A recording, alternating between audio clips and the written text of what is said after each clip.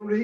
अच्छा मैडम, एक और इल्ज़ाम आपके ऊपर लगता है कि आपको बड़ी भारी रकम दी गई तलाक के बदले में कि आप खामोश रहें। तो वो मैडम क्या है? उसके मुतल्लिक़ अगर आप बताना चाहें तो? देखिए, ये तो इतनी ज़ायक़ा-ख़ेज़ है, अगर बहुत बड़ी रकम मिली होती या दी होती कि चलो चुप मैडम, रहे। रकम की बात है, अब मैं तो हाँ, हैरान हो गया हूँ कितनी रकम इकट्ठी होगी आपके है पास? ना? मैं सोची मैं आप तो ये पता नहीं, मैंने एक ज़माने में सुना था कि जी 17 करोड़ जानान की, मैंने कहा यार पाकिस्तानी फ़िल्म पे तो 17 करोड़ लगाना ज़ुल्म है। ये तो इतना मतलब ज़ायक़ा-ख़ेज़ किस्म के इल्ज़ामात हैं। और बात ये है कि तलाक के बाद अगर मुझको कोई किसी ने पैसा दिया होता खामोश रहने के लिए, तो फिर मैं खामोश भी रहती। ऑब्वियसली खामोश भी कभी नहीं रही। तो ये तो इतनी फ़ुज़ूल सी बात है। और दूसरी बात ये है कि अगर वो देते भी, तो मैं एक्सेप्ट ना करती किसी किस्म का भी। इसलिए क्योंकि जिस तरह से वो इवेंट हुआ, देखिए तलाक कोई होना कोई कोई बड़ी बात नहीं है। जी, बिल्कुल है। और इस्लाम में इजाज़त भी है। बात सच्चाई की और बात यू नो जो जिस तरीके से किया गया यानी फ़रेब और धोखा, वो उस पे एतराज़ होता है। तो टू आंसर योर क्वेश्चन, किसी ने कुछ नहीं दिया, ना मैंने माँगा और मैंने हक महर भी नहीं माँगा और लिया भी नहीं। और कोई फ्लैट कहीं मुझे किसी ने नहीं दिया, ना जहांगीर तरीन साहब के नाम से कोई था फ्लैट, कुछ जुल्फी बुखारी के नाम से कुछ था।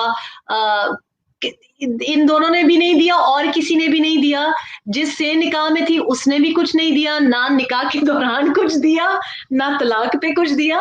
और मैडम, ये ये तो मैं अच्छी सिक्रेट बात मोहल्ला नहीं हो गया है। इसका। ये अच्छी बात नहीं है। मैं इसलिए भी ये बात करना चाहती हूँ कि कुछ फैमिलीज में देखिए, जब हमारी बच्चियां जाएं शादियों के लिए, हमारी शादियों में ऐसे होता है कि हम अ, शराफत के दायरे में कुछ फैमिलीज कहती है कि नहीं नहीं नहीं जी हक महर, और मैंने भी ऐसे ही किया।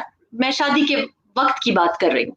लेकिन इस्लाम में जो चीजें कुछ लिखी गई है ना, वो उनमें एक ऐसी विजडम है जो कि हम नहीं समझते। तो वो लोग जो सुन रहे हैं, अगर आपकी बेटी का निकाह हो रहा है, आपकी बेटी रिश्ते इज़्दिवाज में जुड़ने जा रही है, और लड़कियों को भी मैं ये हिदायत करूंगी कि हक महर आपका हक है जो कि शरीयत ने आपको दिया है। और ये फर्ज मतलब आपको इसको यू एक्सेप्ट भी करना चाहिए, यूज भी करना चाहिए और इसको समझना चाहिए। तो ये मैं इसलिए एज एज अटैचमेंट बात कर रही हूँ, उसका मेरे उससे कोई ताल्लुक नहीं। लेकिन मैंने कभी देखिए, पैसा आनी जानी चीज है। और दूसरा, जो लोग जिनकी आप इज्जत नहीं कर सकते क्योंकि वो ऐसा कोई काम कर देते हैं जिसकी वजह से आपकी नजर से वो गिर जाते हैं, तो मैं अगर वो ऑफर भी करते तो ना लेती। मैं आप यकीन करें कि एक्सेप्ट ना करती। लेकिन किसी ने ऑफर भी नहीं किया। लेकिन मैडम, ये बड़ी अफ़सोसनाक बात है, इतने ज़्यादा इल्ज़ामात, इतने ज़्यादा वो करके अल्लाह पाक आपको हिम्मत अता फ़रमाए। ये तो छोटे यकीन करें इल्जामात है। ये तो छोटे इल्जामात है। आप तो बड़े बड़े इल्जामात, मतलब जो अपनी बहू बेटी को एक ऐसी कौम जो MI6 एजेंट कह सकती है, और और जो सबसे बड़ी बात, जो जो चीज मुझको ज्यादा माइंड मैंने की, वो ये थी कि जो ये कहा गया कि जहर दे रही थी, उससे मेरा मुझे बड़ी हैरत हुई। क्योंकि यू नो जब आप किसी के साथ, पता नहीं ये किस किस्म की रिश्तों में बिलीव करते हैं, लेकिन एक बीवी, हम जब ऑफ एयर आपसे बात कर रहे थे तो हम पकौड़ों की बात कर रहे थे। नो, बीवियां बड़े प्यार से अपने शौहर के लिए, अपने बच्चों के लिए जब जब खाना बनाती हैं, तो उसमें बड़े प्यार से, मतलब कौन ऐसा होता है कि जो अपने सुहाग को मारना चाहेगा? आई डोंट अंडरस्टैंड दैट, कैसे वो लोग होंगे।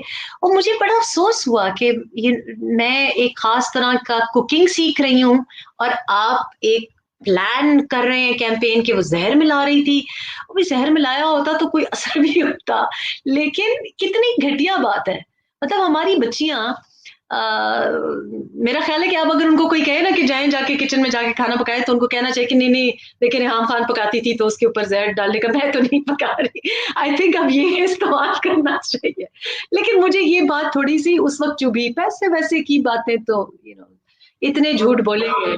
बहुत ही अफ़सोस की बात है मैम, यकीन करें क्योंकि हम आपके चाहने वाले हैं, आप हमारी बहन हैं, अल्लाह पाक आपको सलामत रखे। यकीन करें ये चीज़ें सुन के दिल जो है ना बड़ा